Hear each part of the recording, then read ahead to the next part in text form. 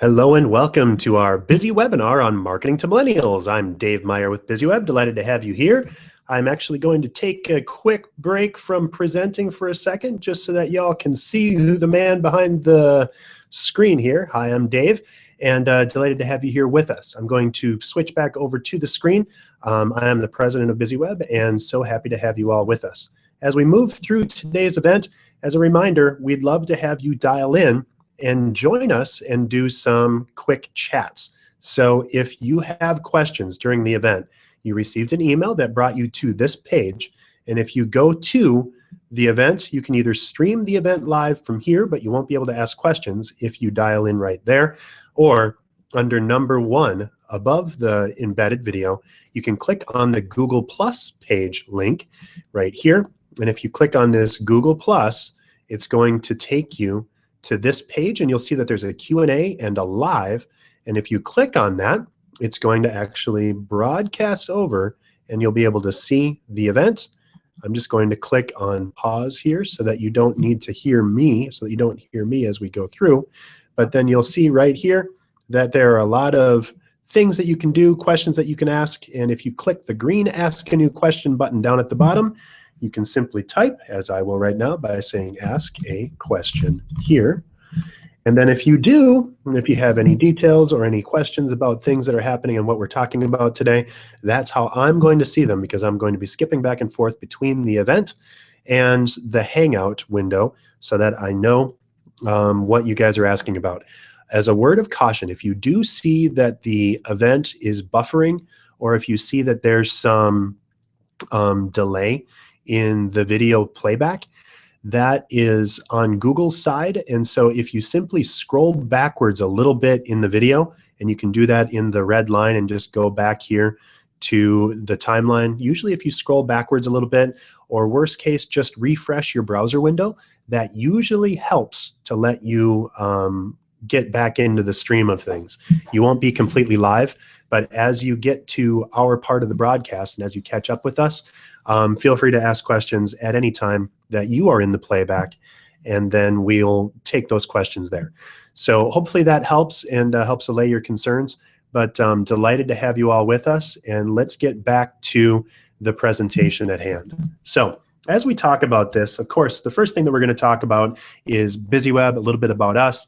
I already took you through the technical details on how to ask questions during our Hangout, but we are going to get into marketing to millennials. We're going to tell you who they are, and we all know who millennials are, but I wanted to share a little bit of demographic information and some of the things that you might notice, and then what they expect from you as a business owner, as well as how to reach those millennials, and really what not to do as you're communicating and connecting with millennials, because they really expect things a little bit differently. And of course, this is not all millennials are like this. Not all boomers or Gen Xers are a specific way. We're all as different as all of our personalities.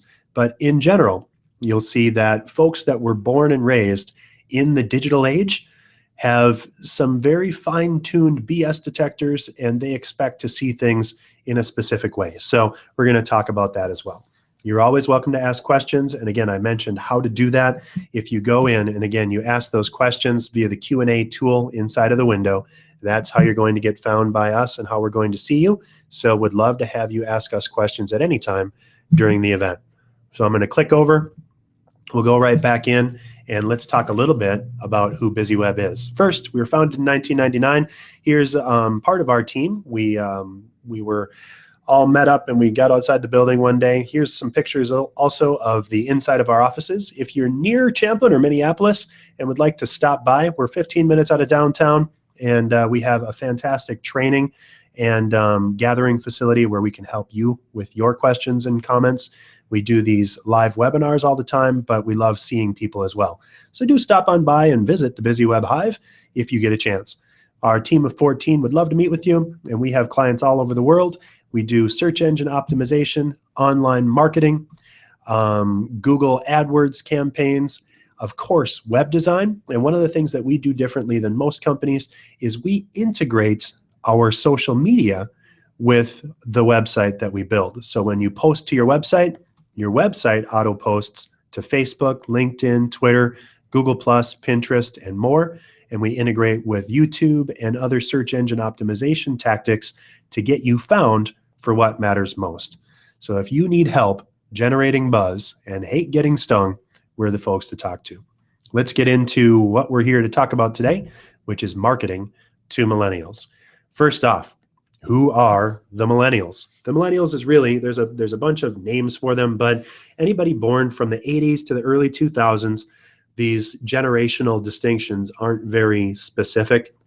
And so there's not a definite cutoff.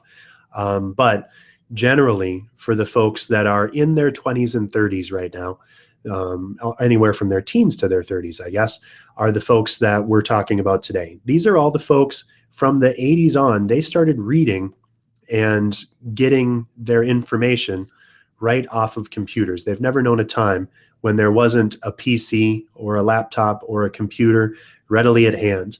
They will stare at us blankly, or they'll stare at you blankly if you tell them about the World Book Encyclopedia or the fact that, you should give your mother a call.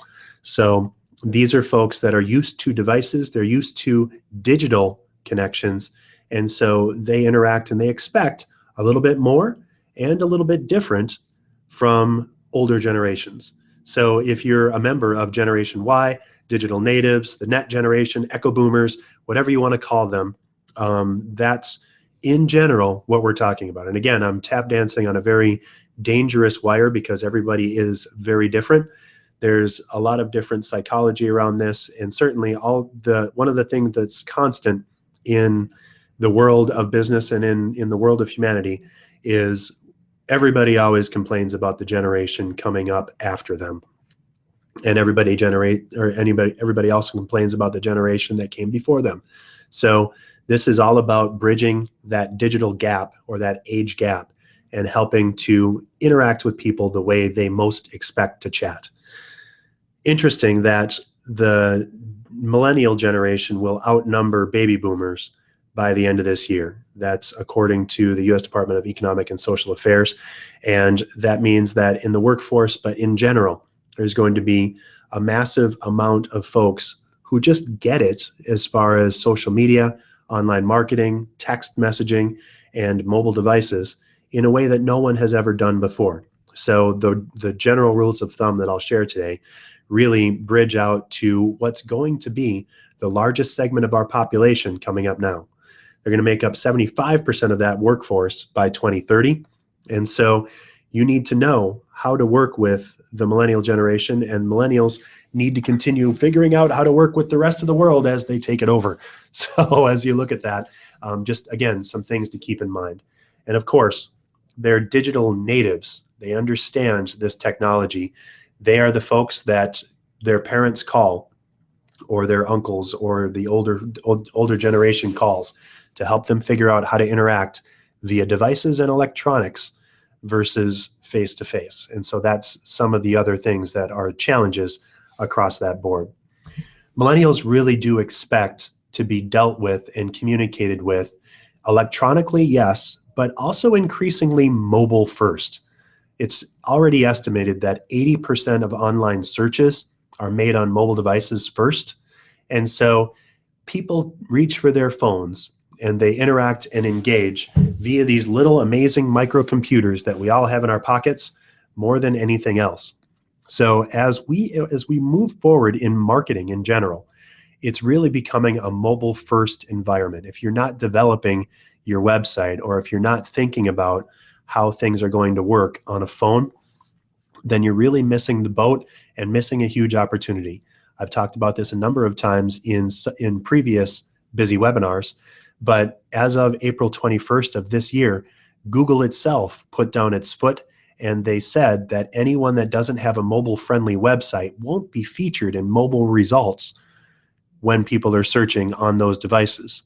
So if you have a website and your website isn't mobile-friendly, if you open up your phone and open up your website and you have to pinch and zoom to read the text on your website, you're missing the boat, and you're not going to show up in mobile search results. Even if you're ranked very well on PCs for a specific keyword, you're simply not going to show up for that same keyword if someone's typing in the exact same place right next to it on their phone.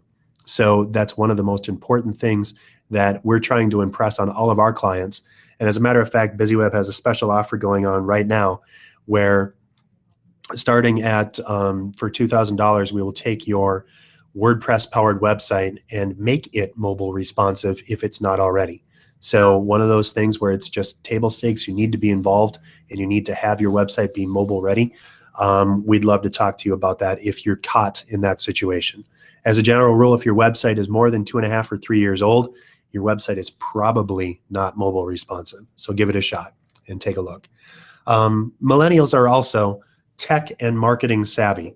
These are folks that are highly attuned to the BS of marketing, and they call it out and they talk back to their brands. And as a matter of fact, they expect dialogue and transparency when they're dealing with brands. So if you are a company that deals in large part with millennials, and let's be fair, almost everyone is going to, because again, 75% of that workforce is going to be millennials by 2030. You're already looking at ways that you need to connect and ways that you need to reach out in a highly conversational way. You can't have press releases anymore, and you can't present the corporate speak and speak in the we or in the X company says anymore. What they expect is conversation. What they expect is complete transparency. If something's goofing up, the best way to handle your online messaging is to simply say, hey, we're sorry we goofed it up and we're going to talk to you about it. You might have heard of Comcast Cares as a Twitter handle. That's one of the first things that came out in true digital transparency. A lot of folks like to complain about Comcast and the fact that in a lot of cases, they feel that Comcast, in derogatory terms, sucks. And so really what Comcast did is they had a Twitter search out for any time someone was complaining about Comcast. When it was Comcast and any negative sentiment or Comcast sucks and I can't believe X, Y, or Z, Comcast would reach out via that social network, via Twitter, to engage and say, so sorry you're having a problem, would love to take this offline, can we connect, and can you give us a call at, and gave them a special number to reach out. At one point during the height of Comcast Cares, if you dialed the 800 number and then tweeted at the same time, you would get served on average twice as fast than if you just dialed the 800 number and sat and waited on hold. So that's a great way to reach out, and that's the way the new generations feel they deserve to be conversed with. They expect it. Everything is instant in today's mobile device world, and if you have the answer at your fingertips, literally, you expect to be able to get heard back from immediately, literally as well. So mobile first, they're very savvy, and they expect that dialogue. You need to be able to connect with them, and you can't pull the wool over anyone's eyes anymore, but especially millennials, because they've been through the Pepsi challenge. They've been through the marketing and all of the Doritos commercials and all of the fake stuff that's been happening and all of the marketing that is taking place where people try to fool folks. Well, they have incredibly high BS detectors, and so they'll call you on it and they'll see through it right away. So trying to game the system, trying to do inconsequential SEO, or just line up your website with keywords, or just publish something that you think might trick folks into doing something, you'll see a backlash almost immediately, because millennials just get how media works and they'll call you on it and they'll take you to task. I'm going to switch over just a second, make sure that I don't have any questions. Looks like we're good. Again, as a reminder, if you have any questions or any comments really on millennials and how you'd like to, or how you feel that they should interact with you, or how you interact and how you're successful in your marketing to millennials, would love to have you join that conversation by going into the Q&A tool. Again, if you're watching here, take the extra second and go under number 1 above to click on this link. You need to have a Google Plus account, but anybody that has a Gmail account already has that. So click on this link. It's going to open up a page right here. And this is what it looks like after you click play. And then you can ask a question by clicking on the green button. Would love to have your feedback and your input on how you market to millennials, or if you have any questions as well. All right, so as we keep going forward, we know what they expect. Here's how to reach millennials. So as you look at what this digitally native group of individuals, and really they are all individuals, feel, what they're going to see first is that they do interact and integrate all of the things that they do. There's no such thing to a millennial, or really to a digital native, there's no difference between posting up on Twitter or going to Facebook or going into a blog post. What they do is what works for them. They have a device, they have a favorite application that they use, and they connect regularly with that application. The most popular for digital natives are Instagram, Facebook, Snapchat, Twitter, YouTube, and really SMS and MMS. Text messaging is really the way most folks tend to communicate with each other. And as a matter of fact, one of the things that I've learned over the years is that if you are trying to reach a digital native, a millennial, one of the rudest things that you can do if you're trying to reach out to them is call them. A proper etiquette, if you're trying to reach someone that's in the digital native realm, is to text them to ask if it's okay if you could talk.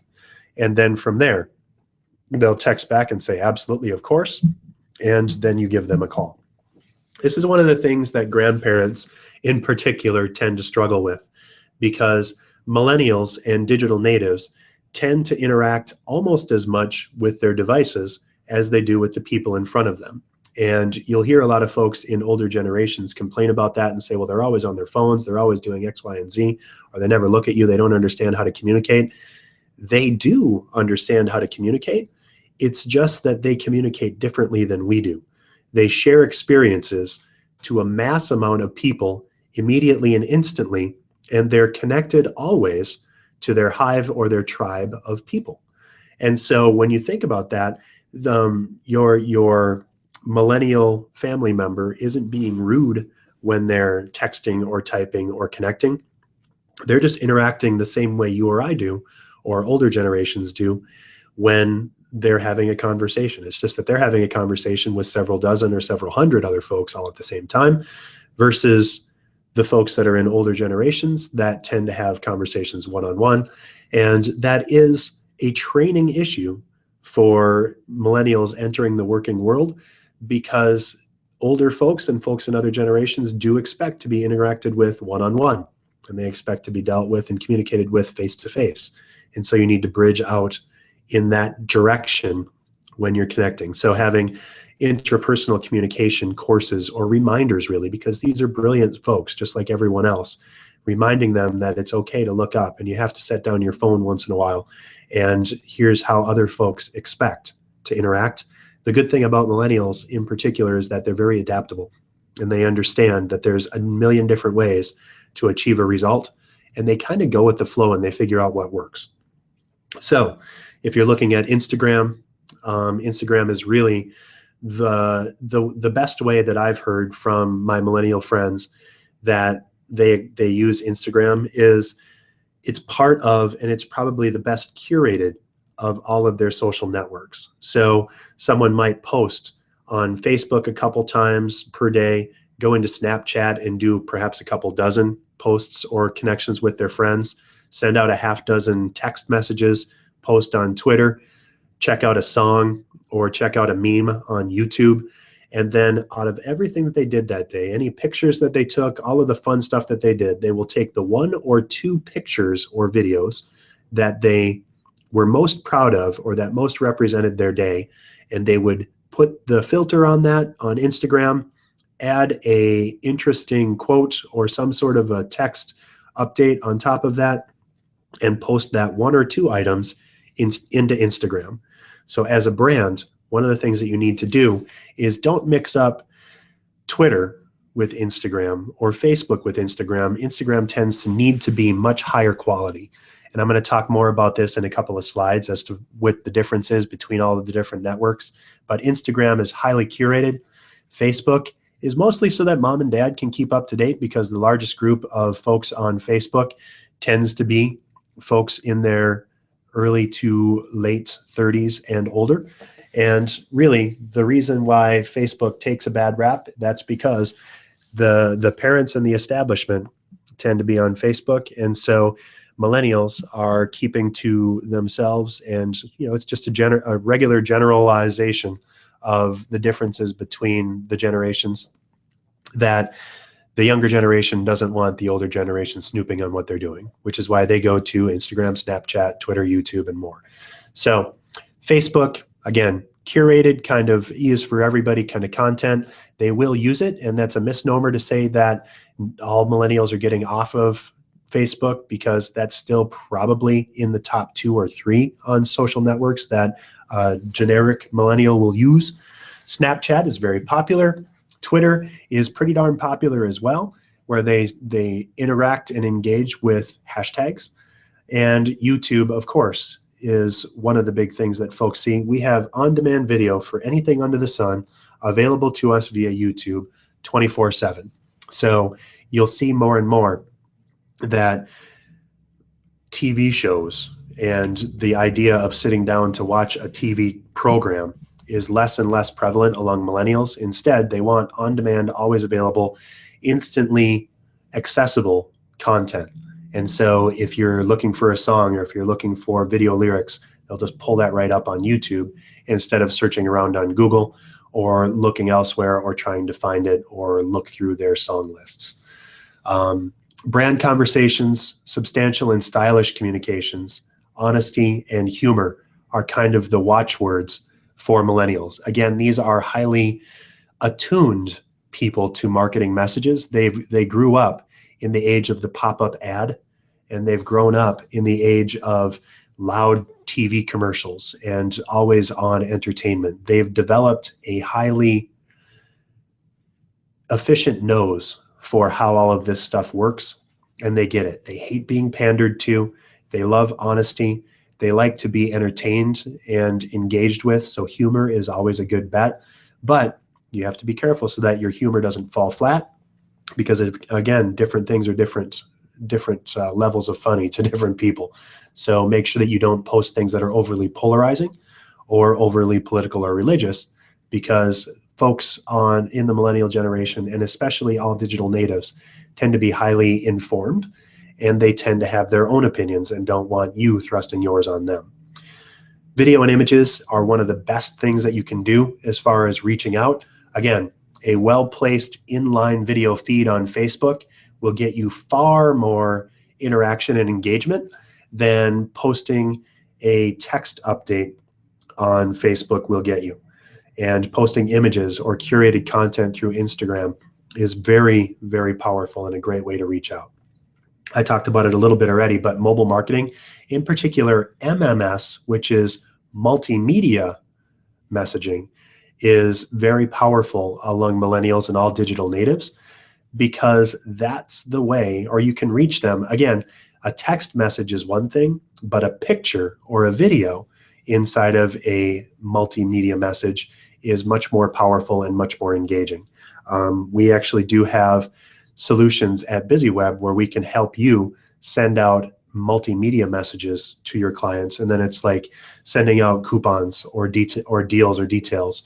And the key is that has to be done as a foregone conclusion after someone has already decided to work with you. You can't thrust multimedia messages or coupons upon people or buy a list, and that will backfire rather rapidly, because people don't want you hoovering up their bandwidth or their text message limits when they haven't given you explicit permission. So you have to engage, inform, capture, and then convert your clients instead of trying to broadcast and spam people, for lack of a better term.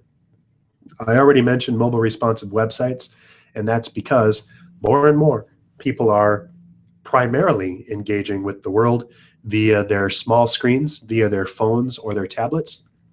So if you're not designing or thinking about how your content can be consumed over mobile devices, you're simply kidding yourself with what you think. Even if you believe that most of your clients and friends are still looking at computers, the computer screens are getting smaller. They're getting more portable. Everything is getting shrunk down. And so we live in a continually adaptable world. And if your website can't adapt along with that, you're not going to see the results that you were expecting before. They also expect that you're available 24/7, that you can connect on their terms. That means having a website, having a contact us form. They might not expect you to text them back that second, but they do expect that within a reasonable time frame, and certainly by the next morning, if they text you that evening, that you will hear back, they will hear back from you. So you have to be listening all the time in order to get proper communication with a millennial. They really do expect, they don't live in the same slow world where sending an email and waiting a couple of days is an okay thing. They just expect, they send a text, they hear right back, and that's what they're looking for. So you need to be prepared for that. Here's actually what millennials hate. So if you're rambling or oversharing, if you're trying to spam, if you're using Twitter and posting a bunch of long form things that take up multiple tweets or they get cut off, if you're sending out Facebook posts and you're doing images that are quotes, that are text, that don't have any style or substance to them, they're just, again, they're highly attuned to the right and the wrong way of using communications. There are different rules for each network, and I'll cover that in my next slide, but make sure that you're reaching out and specifically connecting in the way that they expect to be communicated with on that network. They expect that you get it, and if you don't, it's not their problem, not their fault, and they're just going to ignore you and move on. So they don't like being pandered to, they don't like being misunderstood. So, note, as I've been communicating today, I've been saying digital natives more than millennials, because nobody likes to be lumped into a big group and say, well, kids these days, they all do X, Y, or Z, because we're all folks, we're all real people, and we all interact with the world in our own way. And there are folks in the millennial generation that hate phones. There are folks in the millennial generation that love Facebook and love LinkedIn. And as the millennial generation continues to get more aged and more in tune with their careers, you're going to see some of that shift, and you're going to see a lot more folks on LinkedIn, for example. But you need to make sure that you understand and that you strive to understand the people that you're connecting with. One of the best ways to do that is to hold regular surveys, to interact and engage, and certainly to go with your best guess, but be open to being surprised. So if you send out a survey, and you should probably do it over a mobile-friendly platform, you should be expecting and ready to take action on something. So if you send out a survey that says, is BizzyWeb fantastic, absolutely amazing, or just really, really good? Well, you're going to get a backlash because you're actually not being clear, or you're leading the answers back and forth. And if you ask them what their recommendations are, and they give you a recommendation, you need to listen to that and ideally take action. If you send out a survey and you say, what's the best time to have our next event? And everyone that you hear back from says that it's going to be on a Friday afternoon. If you say, well, I do it on Mondays and that's when I do it, well, you probably shouldn't have even asked, because you're going to see a backlash from people that feel like you're ignoring them or willfully ignoring them. And you're going to see that folks aren't happy with that. And they're going to let you know on that. They're going to call you out. And then I already talked about with phone calls, it's best to text a millennial and ask them for permission to talk. And that's considered much more polite than calling. And that's just kind of a general thing. If you think about the level of attention or information that a digital native person interacts with on a regular basis, the act of a phone call or the act of a personal conversation takes 100% of your attention at that point. If I'm used to managing 17 different conversations or being in a stream of consciousness all the time, to have to take my hands off the wheel and park for a moment while I have a full conversation is a much bigger deal to someone that's operating with the world in a digitally completely native and fragmented form than it is for someone that just kind of grew up having one-on-one conversations. So again, text first, call later is how that works best. So finally, let's get into how to use each of these networks. Instagram, of course, we talked about this. This is photos and videos, and you're going to really engage your fans. This is curated content. Don't post crap to Instagram. Make sure that it's a beautiful photo, it's representative, it's humorous, it's interesting. This is your showcase of content. If you're a realtor or if you're a construction or contractor, you want to take beautiful pictures, not junky pictures on Instagram. There's other tools for posting other things. If you have a picture of a cracked basement or something like that, you wouldn't throw a filter over that and throw it up onto the web. So you need to think about this. It's more like an art museum than anything else as far as Instagram is concerned. With Facebook, again, you can reach out, and it is kind of E for everybody, and it's still the largest network across every single group.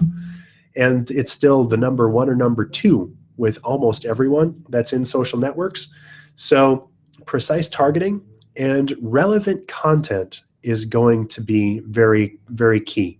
One of the best things that you can do with Facebook that's very hard across most other networks, and that's at least much better on Facebook, is the way that you can target people on Facebook with your advertising dollars.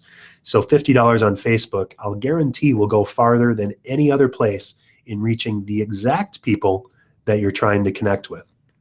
If you want to reach a 18 to 22-year-old who is in their first year of college or trade school, who is interested in gardening and crafts and is not originally from the area that you're trying to target, you can do that with Facebook.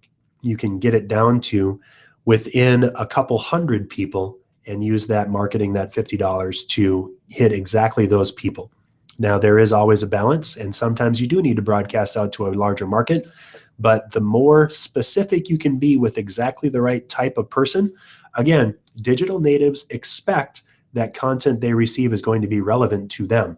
So if you broadcast out a note and if it doesn't match their interests, they're going to ignore it, or worse, you're going to see a backlash against it because you're not targeting correctly. Snapchat, again, this is a little bit tricky, and if you go to the Snapchat website, there's a lot of feedback and interest and details on how to use advertising on Snapchat. Honestly, we haven't used Snapchat ads yet because it's kind of dangerous, and it's also very, very flighting. So if you look at a Snapchat message, the entire point of Snapchat is that it's amorphous. You click on a message and it disappears immediately within 3 seconds or up to 30 as you're an advertiser, and it's just gone forever. So it's a little bit less solid and it's a little bit more amorphous. So as you look at that, you just need to expect and kind of play by that rule. It's more of a teaser or a reminder. It's almost like the digital equivalent of a billboard as you're passing down the freeway, because it's there, it's gone. You might remember it, you might not. With Twitter, you can use a lot of updates. You can't overshare on Twitter, and you should use hashtags and interact with your fans and followers in order to get the best result. Share content, share texts, share imagery, share links, and use those hashtags, but be sure that you're careful in the way that you use those hashtags, because it's easy to wind up with the wrong context inside of those hashtags.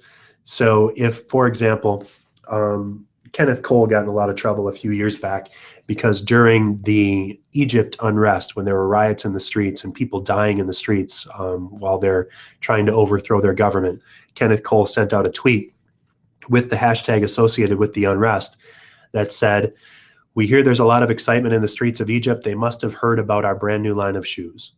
That's ridiculous. That's not in the right context. And they rightly got a heck of a backlash on that. Another thing with Twitter and with all of these networks is that digital natives are coming to terms with, and we need to as well, the fact that anything that you post can and will be used against you. There's a book coming out that I'm very interested to read more about on digital vigilantism, people that hunt down or make examples of people that do stupid things. The sad thing, especially about Gen Xers and older, is that we were able to do a lot of stupid things, and there wasn't anyone recording it for posterity that was instantly shared with our entire world. That's not the case anymore. And so you can't post off-color tweets. You can't post humor that might be taken the wrong way. And if you're trying to interact and engage with folks over social media, you have to expect, A, that it will be seen by everyone, including the people you don't want to see it. And B, it'll be available forever, even if you try to delete it, because it's very easy to take a snapshot and to retweet something via that snapshot, and then it's out there for good and you can't get it back. So only do things that you're okay with being out there forever. And then finally, YouTube, you should use relevant content and really be free to engage people via comments. The comment section of YouTube tends to be very active, also tends to be very acidic and acerbic.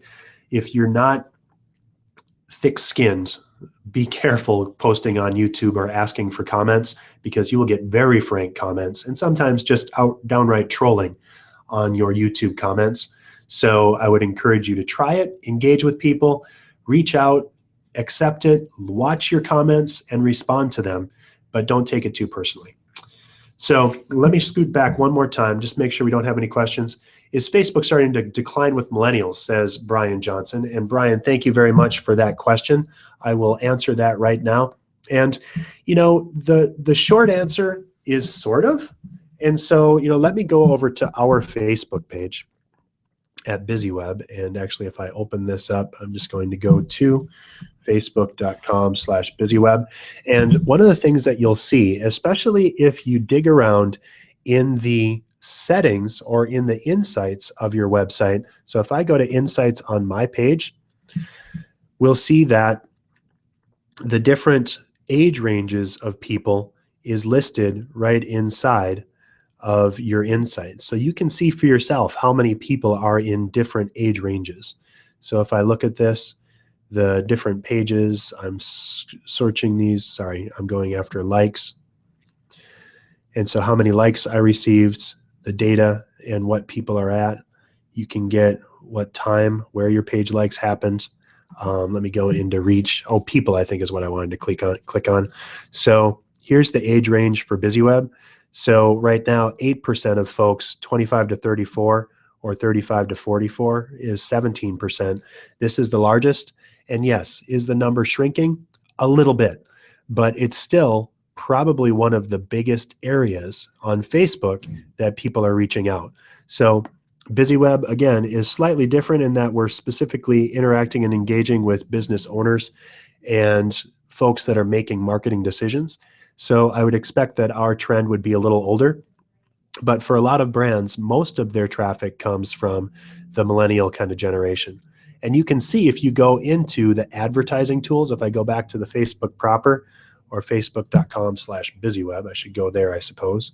So if I go back to BizzyWeb, I can get my advertisements. If I go into promote right up here, and then I can go in here and I can find who's reaching out. So if I go to promote, for example, your page, oops, I think I clicked the wrong thing.